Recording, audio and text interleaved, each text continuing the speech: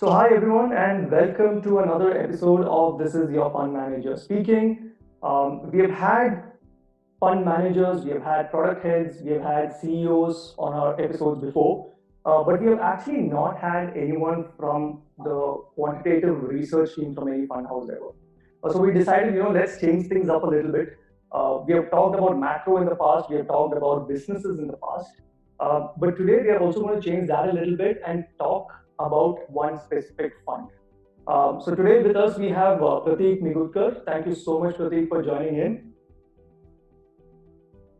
Thanks, man. Prateek is from the DSP Investment Managers or the DSP Mutual Fund team, and he's part of the quantitative research and strategy team, if I'm right, Prateek.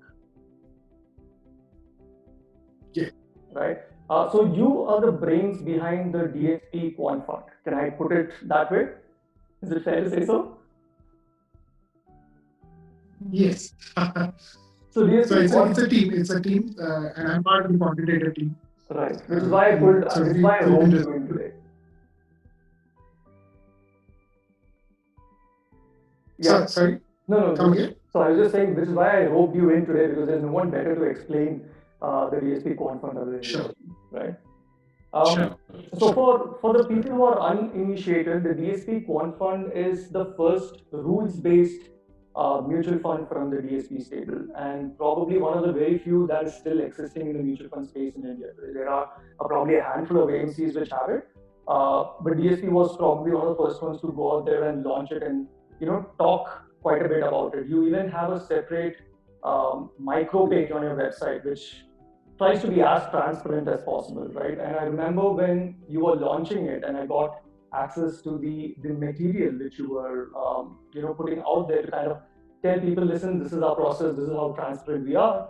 I was, to be honest, I was pretty impressed by the level of detail which to which you went into, which is why even when we interacted, my questions, I didn't have too many questions about your backtesting, right? But for the viewers over here, I want to get into a little more detail as to why it makes sense and what is the story behind the DSP Quant Fund, right? Why did you launch it when you did? Because I think it's almost a year old now.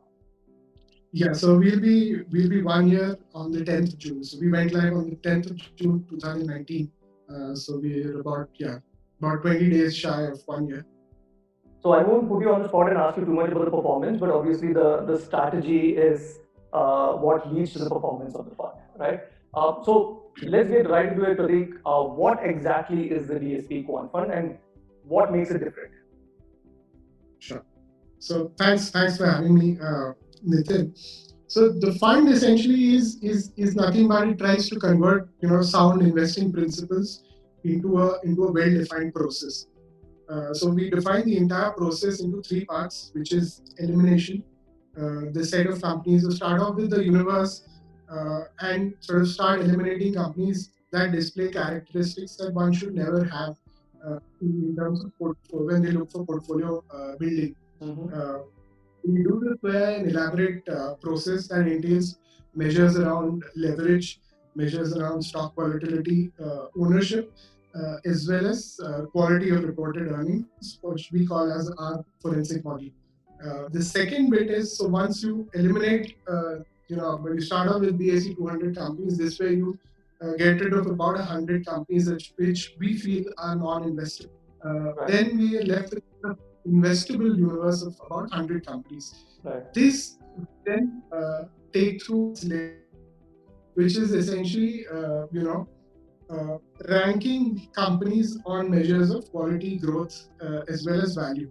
These are time-tested principles or time-tested factors which have often been associated with long-term excess returns, quality, growth, and value, and then create a composite measure. So you have the best ranked companies from 1 to 100 on measures of quality, growth, and value. And thirdly, is the optimization phase where we assign weights. So assigning of weights is done again through a proprietary optimization process, which decides the allocation of stock weights based on which sector it is part of, Mm-hmm. how well it scores on composite measures of quality, growth, and value, what is the kind of liquidity that the stock has, as well as what is the market capitalization of that stock in the in the universe. So all this sort of boils down into assigning a weight to a factor, then essentially that is the portfolio for the quant fund. We do this every 6 months. So the rebalance happens every 6 months, the scheduled rebalances, but there is also probability to sort of do unscheduled rebalances if something were to go wrong with the portfolio company. So that essentially is what the model is. So you basically covered everything. You covered it's basically a process of elimination. You eliminate what you think are bad companies, and then there's a process by which you look at what the good companies are, and that forms part of the portfolio, right? But how much of a fund manager intervention? So there are active funds where you have complete fund manager control over what goes into the fund, obviously based on a research process as well. And you have complete passive funds which just buys an index, let's say like the Nifty 50 or the Nifty 100, and just invests in the stocks in the exact same ways, right? So this category is, and I know that you don't really like, and nor do I, you don't like the term smart beta. I prefer for one to call it modified beta. But this is the rules-based investing approach, right? Where you're trying to eliminate the fund manager bias, right? Now, how do you think from a future point of view, because we have seen instances when people do say that it's a complete rules-based, we follow a process, but then there seemingly is a level of fund managers intervention as well in most of the funds, right? How do you now avoid something like that happening in a rules-based fund? What is the process that you have set in place? The reason why we got the approval from SEBI in the first place was, because we promise absolutely no human intervention.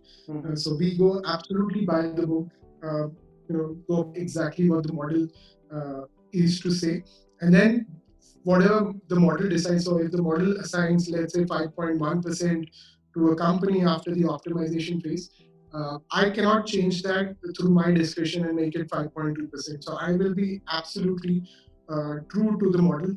We will not overrule or supersede the model in any case. So that is why we got the approval in the first place. Why we decided to have a fund like this was also primarily because we wanted to have a fund which will be devoid of all kinds of human biases. So if you look at the large cap space in particular, where we have positioned this fund per se, if you look at the last few years, the alpha there of the entire industry has been shrinking. The reasons behind that we feel are one, most of these companies, particularly the large companies, are very well covered, and the information asymmetry that used to exist, before the kind of SEBI recharacterization that we saw in the year 2018 is no longer there. And a lot of the fund managers, no matter how seasoned they are, will be susceptible to some bit of behavioral biases. So a combination of information asymmetry not being there, plus you being susceptible to behavioral biases, is some of the reasons that we feel are the kind of alpha generation that, particularly in the large cap space, has been sort of diminishing. And that's why we felt, if you were to have a robust investment process, and then find a way to get rid of human biases that actually take away from alpha. So this was our answer to that sort of a problem. Okay, so I don't know how much of this question you can answer, but in order to avoid that fund manager intervention, right? You said that you promised SEBI that you're not going to be doing it, which is why you got the approval. But from a back-end point of view, from a risk management system point of view, what are the checks and balances that DSP has in place to ensure that something like this does not happen? And it's the allocation model and the process is followed to the T. So we are also part of the risk team. So earlier, if you remember, DSP as a whole was associated with BlackRock, and BlackRock were very good in terms of smart beta factor based portfolios themselves. We in DSP used to assist active fund managers through a lot of the risk reporting, as well as factor risk attribution, what is the contribution and what is the exposure, those sort of things. So what we try to do with the model is to sort of assimilate all the learnings that we've had over the last 10 years that our association with BlackRock brought us in terms of know-how, and sort of put that into a fund of our own, which will be sort of model driven. So our team, which is the quantitative team, the risk and quantitative team as we call it, will be responsible for the upkeep of the model.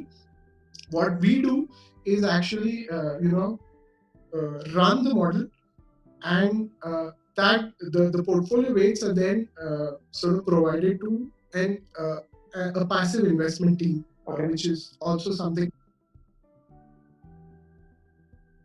products that we have in the stable, the DSP stable, which is Nifty 50, Nifty Equal Weight, and Nifty Next 50. So the same set of people are assigned to sort of, take care of the daily inflows as well as outflows from the DSP Quant Fund. So sort of there is a maker checker concept. The team that I'm part of is just responsible for the creation of the model and the upkeep of the model, and not actually deploying money or and taking care of redemptions and subscriptions, those sort of things. So the responsibilities, so to speak, are fairly well divided, and that's how we are able to function efficiently. Right. So before I try and ask you a few more questions about the model and the factors that go into it and why you've chosen that, I just want to say, because during the launch of the fund, since this was the first, one of the first rules-based funds in India, right? And we know the mutual fund industry in itself is still in its very nascent stage, if I can call it that way, right?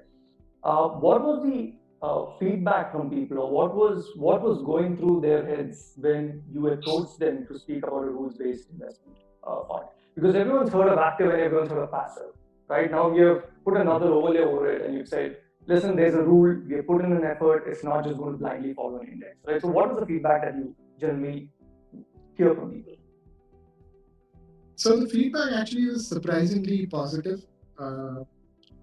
And more so from more savvy investors. The kind of price point at which the fund is placed, it may not become an out and out distribution product. Right. But as as the RIA model in India begins to take off, the investors themselves become more savvy, and the general fee compression that we see in the mutual fund industry, as well as the proliferation of these kind of funds that we've seen, particularly in the US, gives us a lot of hope.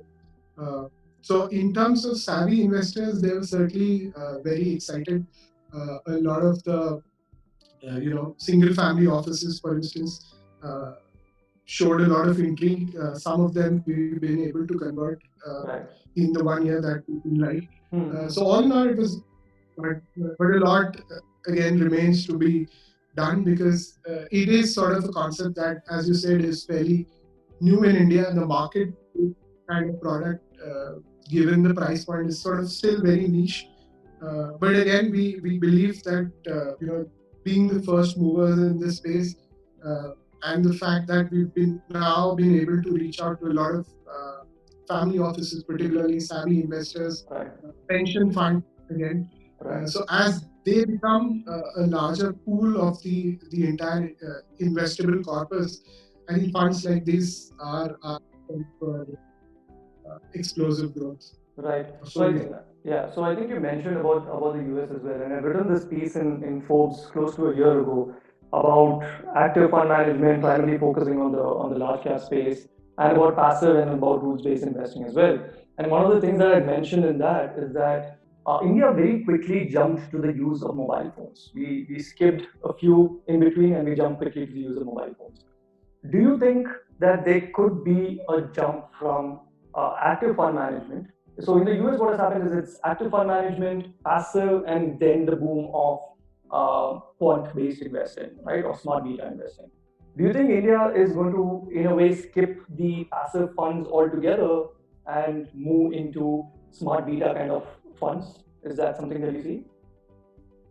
It is possible. Especially if the pricing for these kind of products is sort of set right. Right. in India, the fund managers still sort of have that halo around them. Right. They do sort of have a cult status, so to So speak. I call it red carpets for active fund managers in the article. Yeah.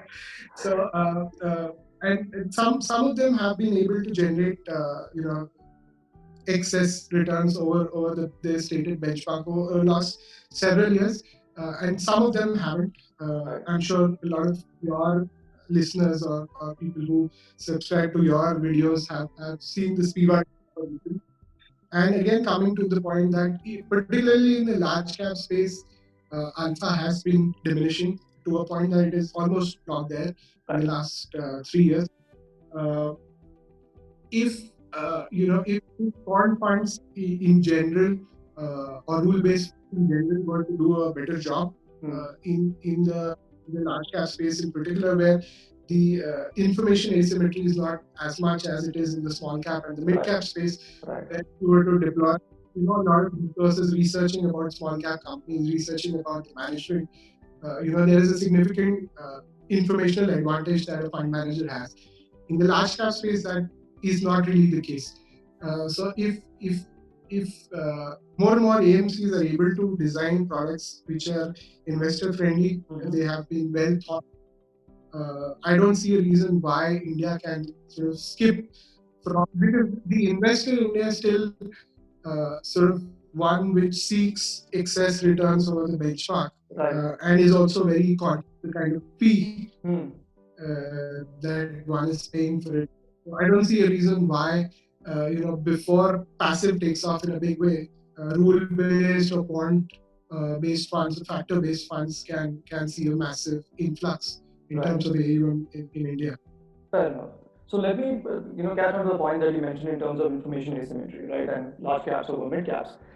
A lot of times, fund managers talk about corporate governance, right, and that is something that they say they go out and meet company management, they go and meet the channel partners, people in the middle, and that's how they finally make a decision, an investment decision as to what to buy in the portfolio. Does the DSP Quant Fund capture corporate governance at all in any sort of measure?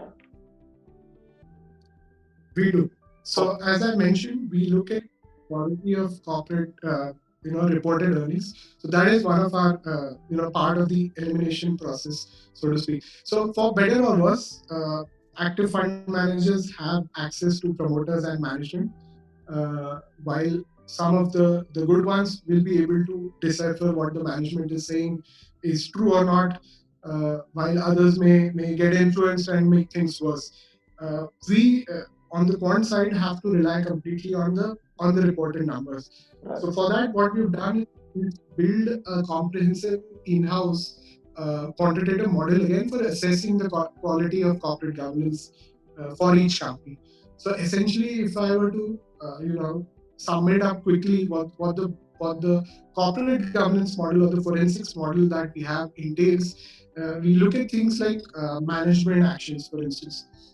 If a promoter has been pledging a lot of shares in one company and sort of trying to subsidize other group companies by that, we also take a look at things like related party transactions. If the company has been excessively indulging in things like intercorporate deposits, that for us is a red flag. We also take a look at things on the working capital cycle. What is the kind of capital, cash conversion? We look at things like debtor days, inventory days, creditor days. Are those metrics sort of worsening? Is the company being fully able to squeeze its suppliers? If it's able to squeeze its creditors, for instance, are those metrics becoming worse or are they getting better? We also take a look at things like balance sheet health, for instance. We take a look at things like interest coverage ratio. If the company has been excessively reliant on debt, and that sort of gearing is that going up? We take a look at things like credit, credit ratings. We've also subscribed to third-party databases such as IIS. So they provide, they provide summary, or they provide us a means to vote for management resolution. So if there is a management proposal, should minority shareholders like us vote in favor of that proposal, or should we vote against it? Uh, so those sort of advisory services are also data that we look at, which is not really part of traditional quants, so to speak. We've also incorporated ESG data from MSCI. If there are any qualified auditor opinions, and if the management has in the past been accused of things like being too aggressive in terms of revenue recognition, those sort of things, has an auditor ever raised a red flag in terms of that? And also things like divergences in terms of accounting, cash flow entry, balance sheet entries. Is the company being too aggressive in terms of the depreciation rates that it is sort of putting out there? So all host of these things we put into the forensics model, and then the approach that we take is that if a company is being set off on a large number of these things that we look at, it's probably best to avoid such a company. And again, there's a quantitative measure behind it, and then it doesn't become part of the investable universe, which we then rank on quality, growth, and value. So essentially, it's a fairly comprehensive model, one which we are very confident on in terms of avoiding potential value destroyers or problematic in the portfolio. So there's a lot of data points that you spoke about, right? I didn't count, but I can sense at least 20 data points that you spoke about just to weed out the bad companies and to look at corporate governance, right? Yes. Now, it's a model at the end of the day, right? So you are going to have to hard code it into a model, right? Or is it something that you guys in the team actively also monitor, or is it something that the model is able to do by itself and kind of give you an output? So what we do is so no management in India is sort of extremely clean. So there will be companies that will be set off on some parameters. So what we try to do is to catch companies which have which have sort of red flags that are far and beyond what is sort of accepted in the Indian context. So what we do is we look at relative ranking. Okay. So if a company measures below the 25th percentile in all of these measures put together, then that company is something that we choose not to own in the portfolio. So again, it is a relative ranking. Right. Not there's no company that is absolutely clean. There'll be a handful maybe, but it is a relative ranking. But it's something, And the Pratik, if I can upkeep just of interrupt, is it something that the model kind of picks on, or is it something that you still have to actively track, even from a relative ranking perspective? Does the model kind of, give you the output without any intervention from you, because you've already fed in certain parameters, and I'm sure you've assigned certain scores to these. Is it able to throw out the relative ranking for you? Yes, it is able to throw out the relative ranking. So at the end, so the output of the model again is a set of companies that fail to qualify the metrics that they've put in. And then again, on a relative ranking basis, these are the worst companies, and then you're probably better off not owning them. Then that becomes the negative list. So there's no so what we do from our end from time to time. So again, remember that this is a process that we have to do only once in 6 months. Right. So we take take BSE 200 constituents at that point in time, feed to the model whatever is the latest reported data for each of the company, and then the model throws out a list of companies which sort of persona non grata kind of companies which we should not have in the portfolio. So there's no intervention from our end. In the interim, what we do is we try and add more measures and try and see if we can refine the model, look at more ratios if that is able to give us better outcome in terms of if this is one company that we potentially may have avoided in the portfolio, then we will try and see for the next rebalance, is there something that we can do better in terms of being able to identify those companies as well, which we were not able to catch this time around. Right, fair enough. So I have two questions. So I'll ask one part of it first. One, do the active fund managers borrow from your model?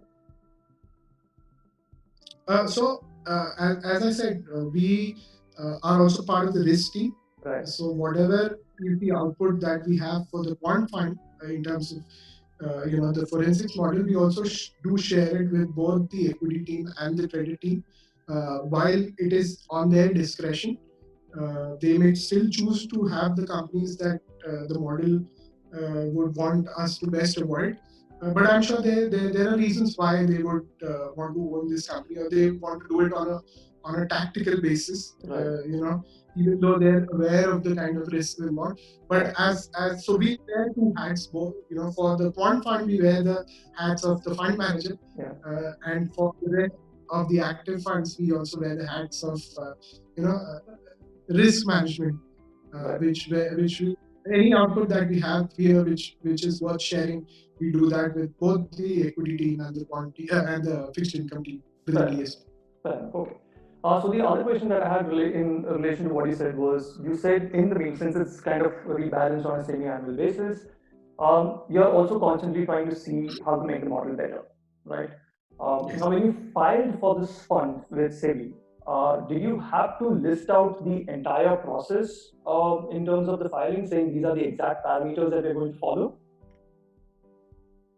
So partly, while there are obviously things that we can do with the model, but we have to take sort of the view of the compliance team there. Right. If there are tweaks to the model that we do, in Right. case we do find something that needs to be changed with the model, Right. does that also entail, changes the fundamental attribute change, for instance?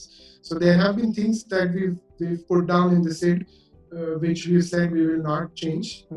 The kind of factor descriptors that we've talked about, for instance, those remain changed. If we were to find, let's say, a better factor tomorrow, Right. then we would have to go for a fundamental attribute change, not something that we've done so far. But again, if it merits change, we will do that. But again, there are parts of the model which, if you were to tweak, it will not amount to a fundamental attribute change, and that is something that we can do without approaching SEBI. So if But I of can course, say it one, if I can say depends one on the fund manager. example of that, it could be if your initial model had decided not to, or eliminate companies with a debt to equity ratio of more than 1.5 times, you might change that and say 1.75 is okay, and that wouldn't call for a fundamental attribute change, correct? It would, yes. But if you were to make, additions to, let's say, the forensic model, for instance, right now, let's say we have 30 measures of corporate governance. If you were to add 5 more, fundamentally that would not change anything, and hence it would be allowed under the current SID that we have in place. Okay, fair enough. Now, if I can go back to what you started the conversation with, Pratik, in terms of the factors that went into this model. Now, why Sure. were these factors chosen? If I'm not wrong, you have four major factors that you use, right? Four or We five? have 5. Five, yeah. So five major factors. How did you decide the weightage that you should give to each of the factors, and why have you chosen these factors? And so before that, let me also ask you to explain what a factor is. Sure. So factors are essentially, building blocks of investing. They are persistent drivers of excess returns, which research has proven that, if you were to be invested across time and across geographies, you are expected over the long term to have an outcome that will be better than the underlying benchmark. So a lot of factor research actually took place in the 90s, and in this century, uh, as more and more computing power became available to researchers like myself, uh, a lot of research was conducted in this particular field of finance. Right after the 1992 paper of Pharma and French about the seminal paper on factors, uh, post that about 100 or 200 plus factor research papers were actually published. Uh, Not a lot of them made sense because there was no fundamental basis as to why there should be an excess alpha associated with these. Some were arbitraged away as soon as the the report got published or the research got published. There were others which were predominantly in the domain of either growth investing, quality investing, or value investing, which I said, as I said, which stood the test of time. Right. Now there are Value, behavioral value reasons. investing goes back right to the 1930s, right, with Benjamin Graham. Right. Again, there are very fundamental economic reasons as to why value would do well. So essentially, value companies inherently are part of businesses which are more susceptible to changes in macro environment.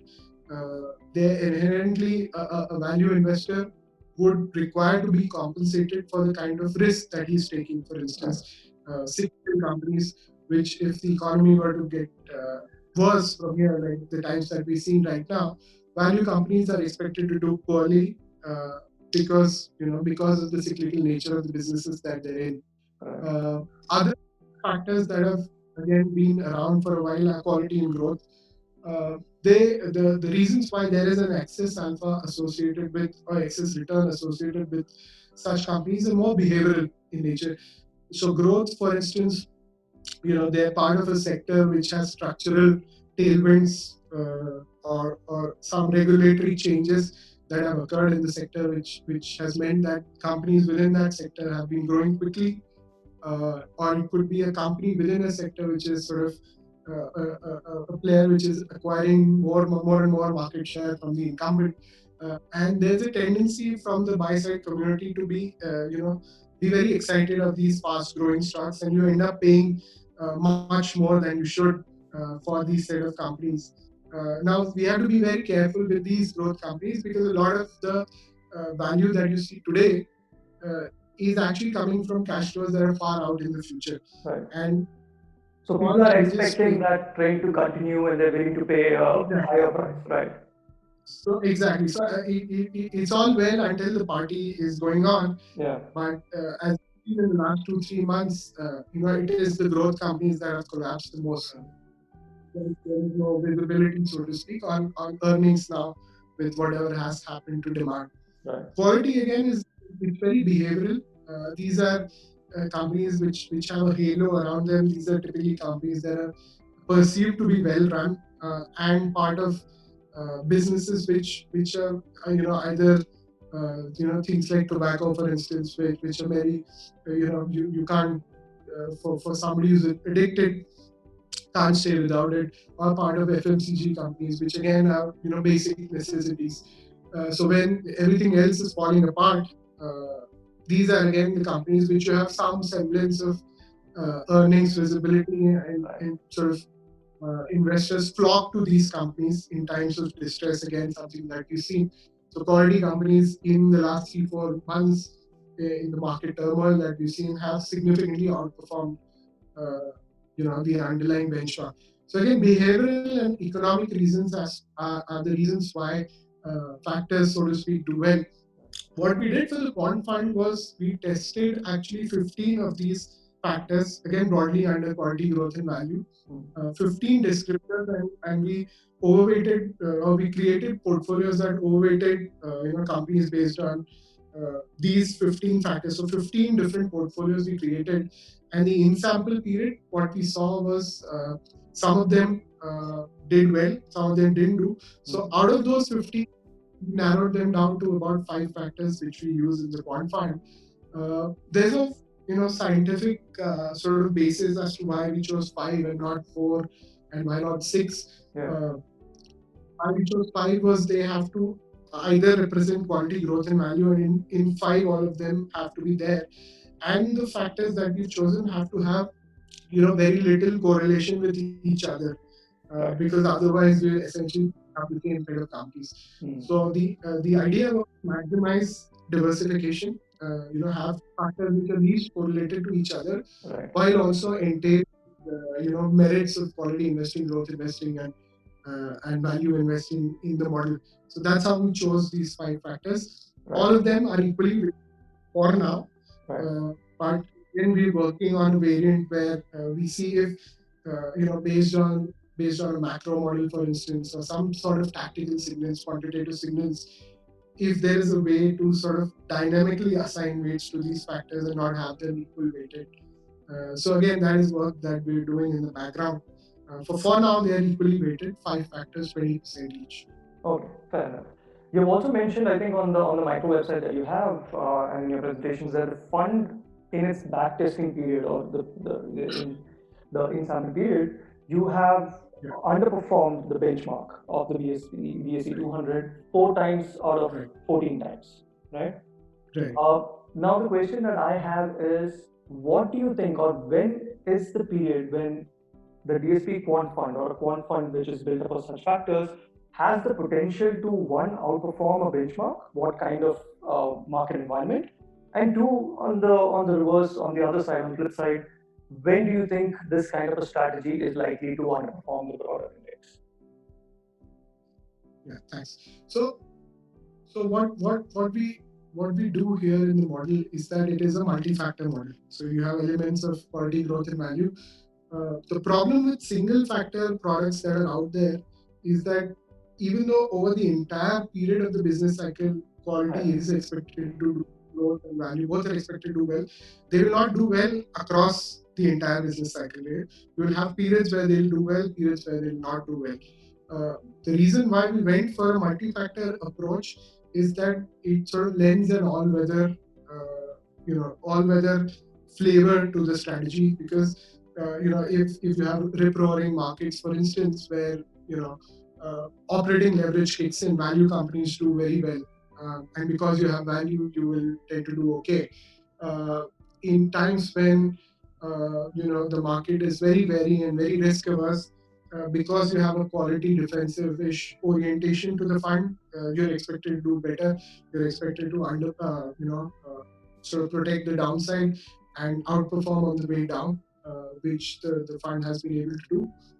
And once we sort of see green shoots in the economy, the fact that you again have elements of growth companies come back when we see green shoots in the economy, and that segment of the portfolio does well. So first is that is why we have a multi-factor approach to investing. Having said that, so you're expected to do well across the entire business cycle. The more that you're invested, the longer that you're invested, the higher your probability of beating the benchmark.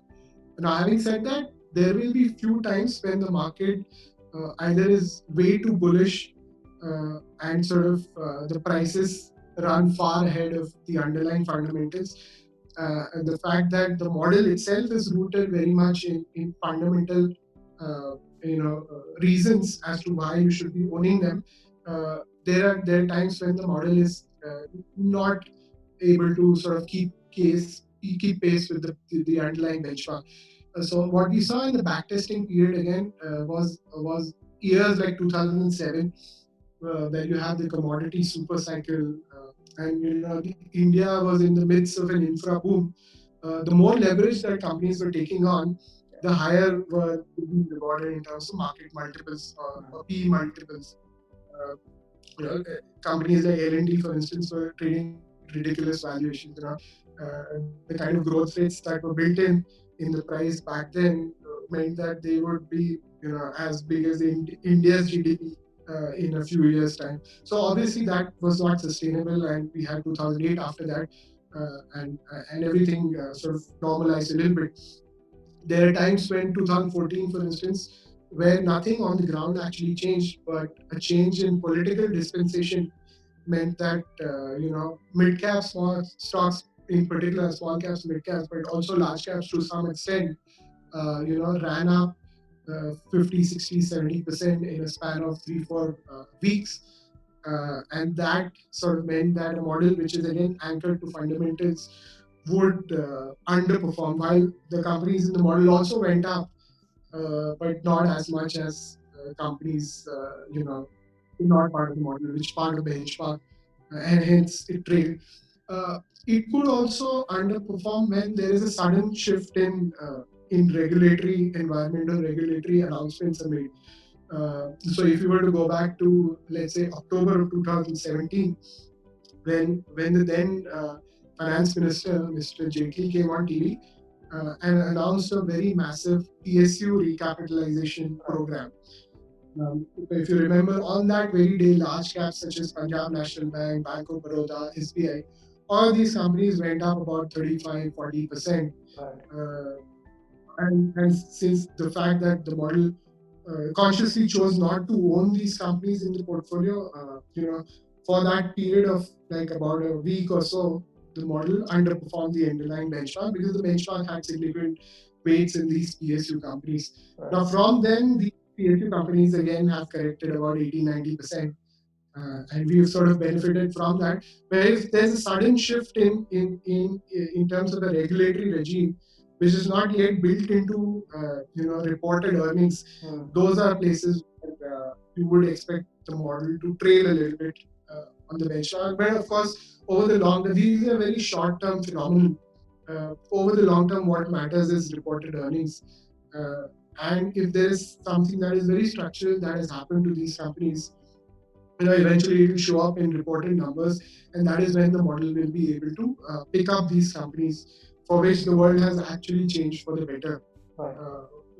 But it will sort of miss that first leg of the rally, and sort of then be able to participate in the next phase of the rally. Fair enough.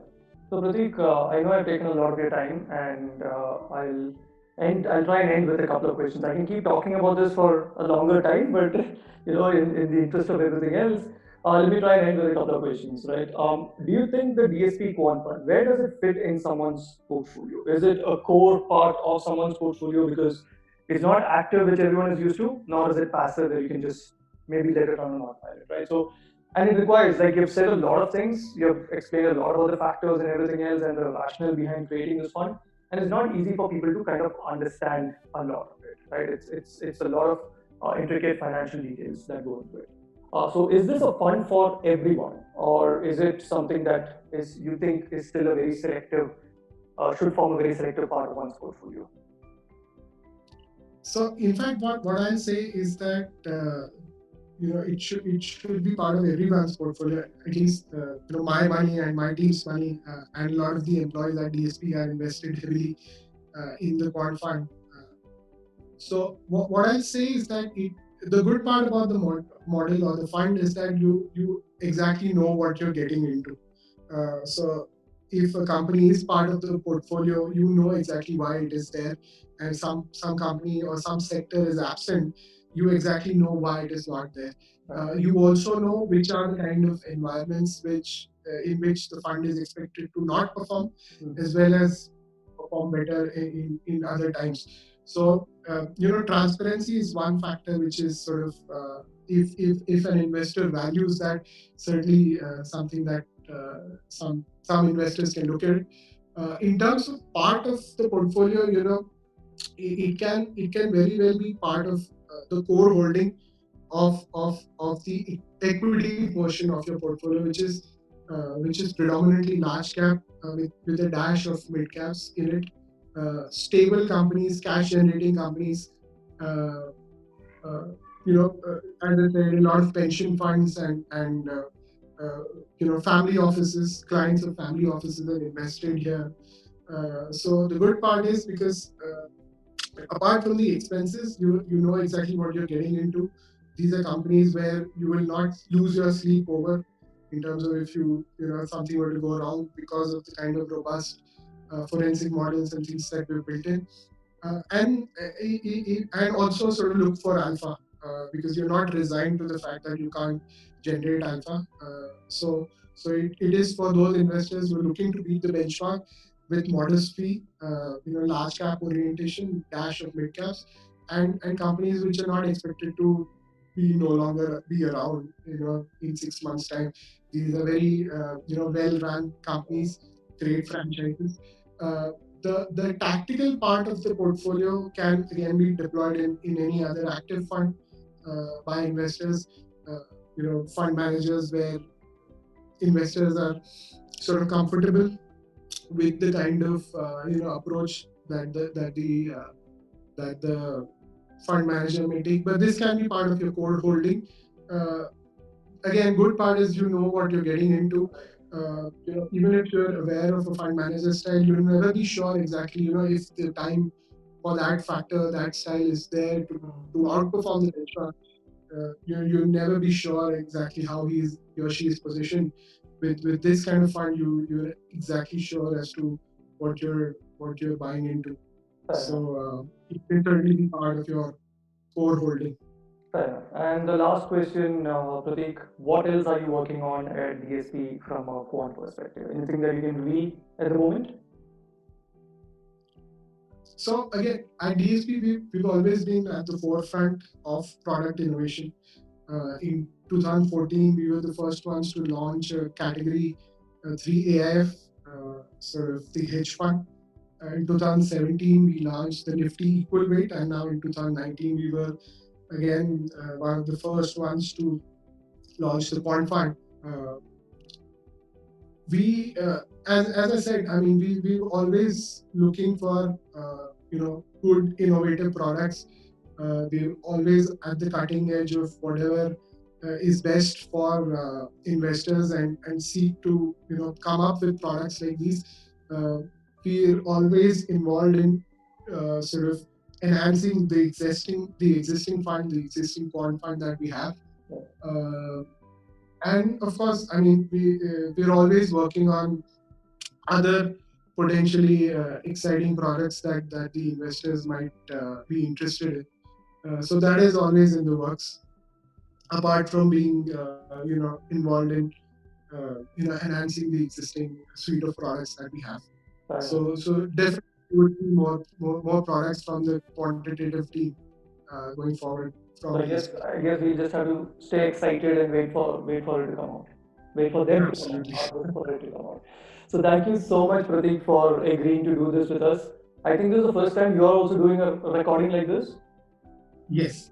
So let this. So thank you. We are honored that we got you for the first time, and I hope that this is just the start of many more such recordings that you'll do with a lot of other people. Good luck with everything at DSP, and look forward to seeing what's next. Thank you so much. Thank you. Thanks for having me. Thanks.